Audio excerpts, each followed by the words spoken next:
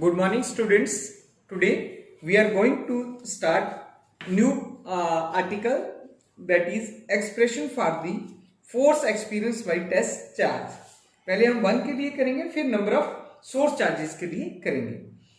तो as you know that the test charges is nothing, या is that charge in which experience a electrostatic force, या हम ऐसे भी बोल सकते हैं it is a point charge which experience electrostatic force.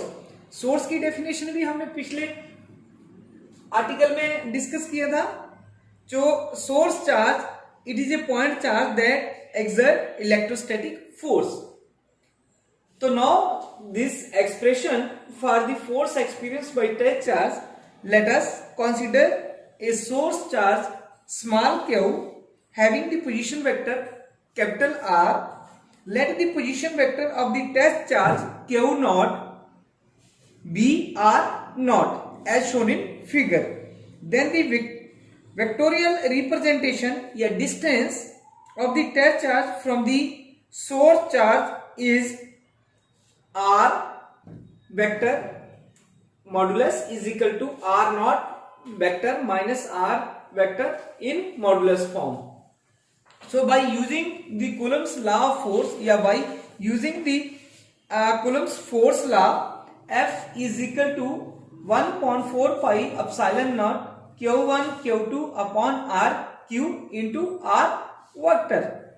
ठीक है, या हम ऐसे भी लिखा है. पहले अगर हमने आर्टिकल जो पढ़ा था उसमें लिखा था F is equal to 1/4 pi epsilon naught Q1 Q2 upon R square R cap. अब R cap R वेक्टर हमें पता है किसके बराबर होता है, सॉरी आर कैप हमारे पास, आर कैप किसके बराबर है, R cap is equal to vector R upon R के बराबर होता है. वही वैल्यू हमने आर कैप की वहां पुट कर ली है. ठीक है, then F is equal to 1/4 pi epsilon naught Q1 Q2 upon, अब आर किसके बराबर है, R is equal to R naught minus R के बराबर है. तो R naught vector minus R vector का cube into R naught minus R का इन वेक्टर फॉर्म है. तो this is the expression for the force on a test charge in terms of the position vector of the source and the test charge. दूसरा article try करते हैं आज हम. Coulomb's force law in vector notation for point charge and Newton's third law of motion. As you know that in this article we would like to show that, yeah, we will see that the Coulomb's force obeys Newton's third law of motion. So to deduce this relation, we are first consider 2 point charges Q1 and Q2 in space such that, yeah, in such a way that their position vector are R1 and R2 respectively as shown in figure. On the charges, a force exert is called test charge, जैसे हमने पिछले article में भी किया था, and the other charge which exert a force on the test charge is called a source charge. ये definitions है इनकी. Let both the charges Q1 and Q2 be positive, so the Coulomb's force of repulsion acts on each other. The Coulomb's force on the test charge Q1 say due to source charge Q2 is given by F12 is equal to 1/4 pi epsilon naught Q1 Q2 upon R square R cap, where R cap is equal to R vector upon R. हमने इसको क्या किया, ऐसे ही equations में put कर लिया.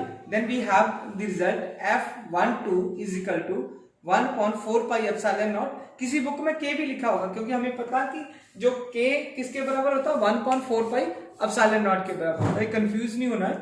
तो into Q1 Q2 upon RQ into R vector. So in this case R is equal to R1 minus R2. Then we have put the value in this. F12 is equal to 1/4 pi epsilon naught Q1 Q2 upon R1 minus R2 vector का cube into R1 minus R2 vector form में है। Let it be equation number 1। अब हमारे पास क्या कि जो test charge है, सोर्स चार्ज है, वो इंटरचेंजेबल्स है। Now the test charge and source charge interchangeable.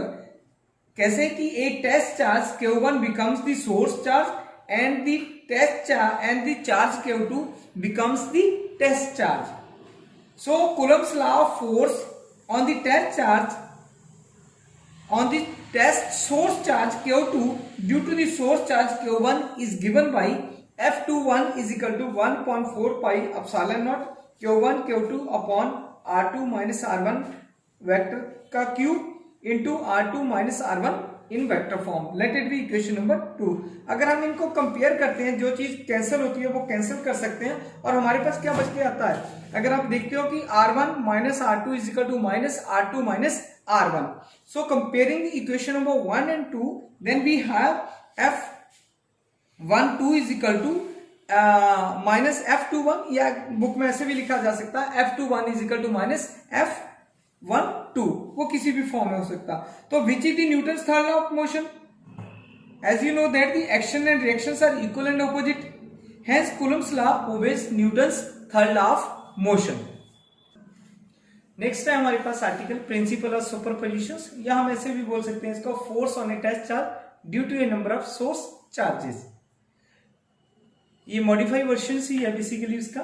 Late us consider n charges से Q1 Q2 Q3 so on Qn having position vector R1 R2 R3 so on Rn respectively as shown in figure. Let a test charge Q0 be located at a distance R. The Coulomb's force on the test charge Q0 due to source charge Q1 is given by F01 या F0 भी बोल सकते हैं। F01 is equal to 1.4 pi epsilon naught Q1 Q0 upon R minus R1 का whole cube into R minus R1 in vector forms. Similarly हमारे पास क्या है, the Coulomb's force on the charge Q2 due to Q0 due to a source charge Q2। फिर Q2 का कर लेंगे हम लोग F02 या F02 is equal to 1.4 pi epsilon naught. Similarly Q1 को रिप्लेस करते जाएंगे, Q2 Q3 ऐसे आता जाएगा, Q2 Q0 upon R minus R2 in vector form का whole cube into R minus R2 in vector forms.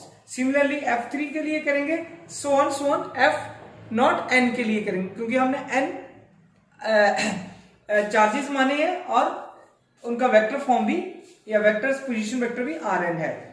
तो F0 N is equal to 1.4 pi epsilon naught Qn Q0 R minus Rn का whole cube in vector forms है। ये सारे सब vector forms में ही रहेंगे।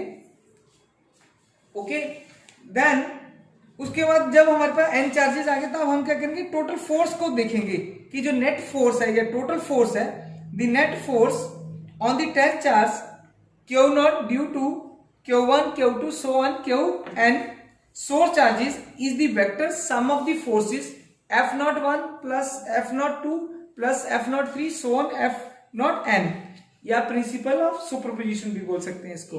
तो हमने क्या किया, इन सभी को सम किया, जो कॉमन आता है मेरे पास उसको मैंने बाहर निकाल लिया। F vector is equal to 1.4 pi epsilon into Q0, सब में कॉमन है, और अंदर हमारे पास क्या रह जाएगा, अंदर रह जाएगा हमारे पास summation I varies 1 to n Qi upon R minus Ri का whole cube into R minus Ri in vector forms, ये हमारे पास रह जाएगा। ठीक है, तो विच इज दी या this is called the principle of superposition of electrostatic forces. Hope you enjoy this lecture. Thank you very much.